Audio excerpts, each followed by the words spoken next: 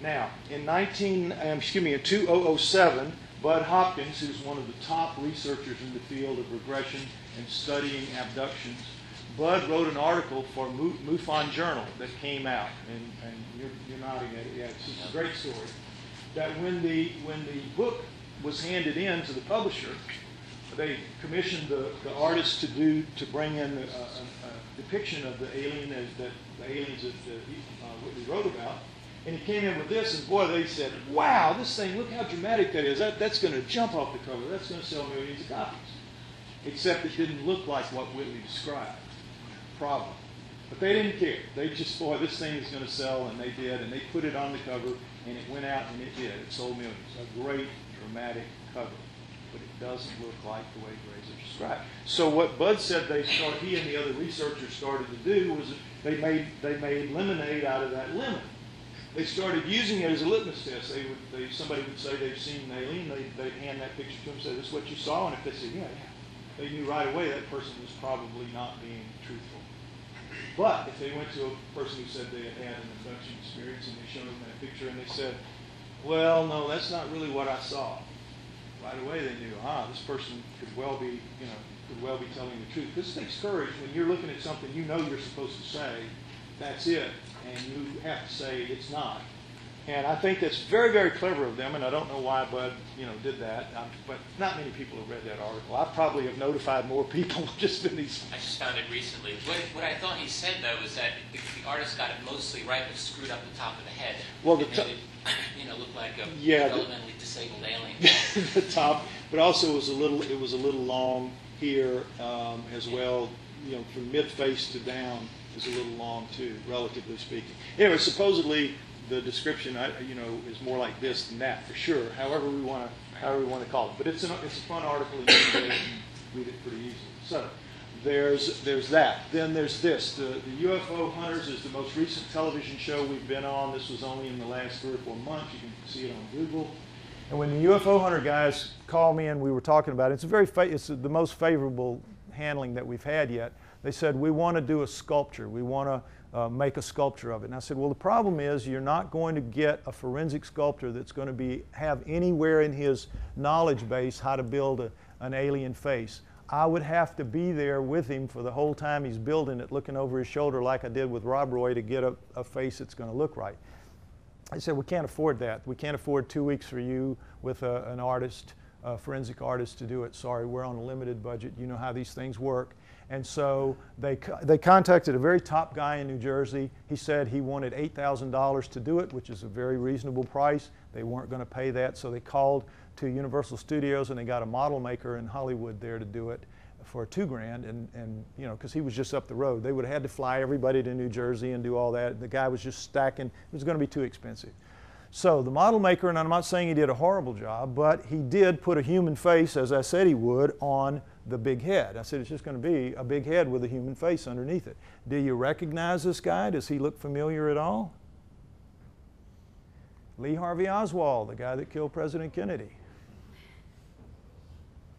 Lee Harvey, yeah, kind of sad. Anyway, this is a little more reasonable perhaps. This is an ad that was famous at one time called the Amoco ad. It was for Amoco gas. And when this came out, they were saying, boy, somebody slipped Amoco the real deal and they used it as a model for it. I don't say that it is necessarily, but it's an interesting look with the 4 fingers and all that. This is another interesting look that comes out of a film. And the nose, I like the nose. The nose looks good right in here relative to Starchild, lack of brow ridges and all that, the mouth, the narrow face and all this. This looks really pretty good. The big black eyes thing, let's talk about those for a minute. Those could easily be lenses, soft contacts so that they can see in ultraviolet light or infrared light or whatever. They're not necessarily their eyes. Just could be like their form of sunglasses or something. So keep that in mind. This is, again, variations on a theme. But now, again, we have, oh, excuse me, too fast. Again, with the variations on a theme, we're back to the DNA. We're now back to the DNA, and we're going to the lab to get it. Now, you need to understand several things about DNA. DNA comes from you know, the genetic material in your body, and you start by recovering some of it from a piece of bone. So we had to cut bone at that lab. We cut it, and we found out that it was very, very hard. I don't really have time to go through the whole deal, but just the geneticists found out that it was very hard to cut. And so they said, here, they cut a piece out, and as you see, remember I told you it was half as thick, and they cut this window of bone out, cut it into 4 pieces, and cut another window here and cut it into 4 pieces. And obviously, you see that the Canadians did not need nearly all the bone that they took. They said, oh my God, why did you do that? And I said, again, I didn't know what I was doing. There's no instruction manual. I was just trusting people that were supposed to know what they were doing, and they didn't, which happens. So they were loath to criticize their peers, but anyway, they said that was not a good thing. So they cut it into 4 pieces, and what you do is you take the little piece of bone, and you put it in a test tube, and you put it in a liquid called EDTA.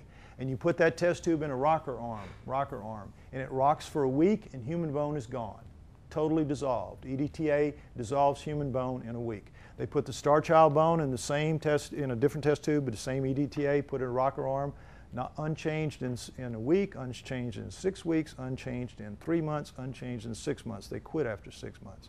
No change. Not human bone. Again, remember, it is tooth enamel. But it's also got something else that we're going to talk about in a minute. Okay, so there was a detergent called Tween 20 that they could use, very powerful detergent. They put the bone, when they saw it wasn't going to dissolve in EDTA, they put it in the Tween 20, dissolved it overnight. No problem. They had their sample ready to go to work.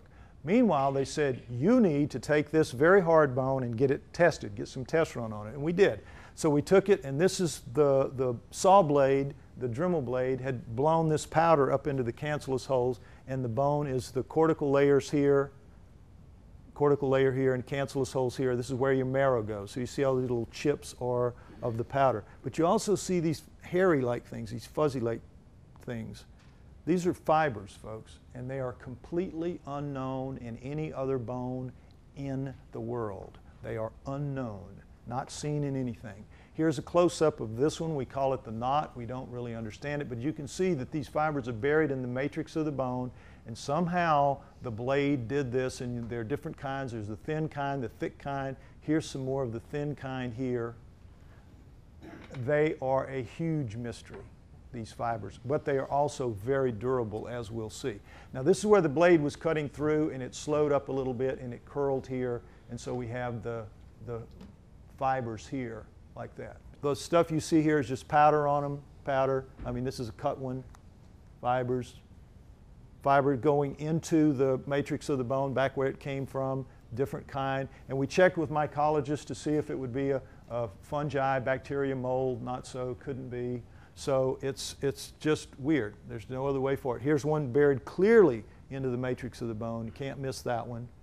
These fibers are, again, science should have jumped on this like a 2-ton tick 2 to find out what they are. Never seen them before. Great mystery. Don't care. Not interested. Nature can do anything. So this is one that's been cut off and snagged on the bone, but what's interesting is you can see that it's sheared. These fibers are tremendously, tremendously durable. This netting that's woven through the bone, that's why it's so hard to cut. Because a Dremel blade would cut my wrist off like it wasn't there, and yet they resisted it. Okay, interesting.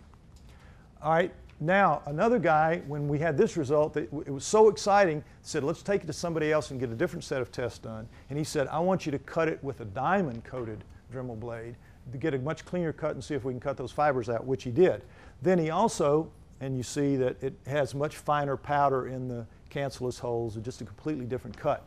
Then he snapped a corner off of each of the samples, snapped, and polished them with lapidary tools that you polish jewels with, okay? So when he did that, and he was doing it on purpose, this is what it looks like for human bone right here. You see the cancellous holes, it looks like alabaster. It's pretty, it's like a jewel. And the cancellous holes are perfectly clean because when you die, bacteria reduces you down to nothing and it eats up all of your marrow, and you can eat out of these holes in normal situation, and in the human that was the case. But with the Starchild it was a little different. The polishing came out looking very milky because it has so much more collagen in it, we found out. So much more collagen. Again, tooth enamel.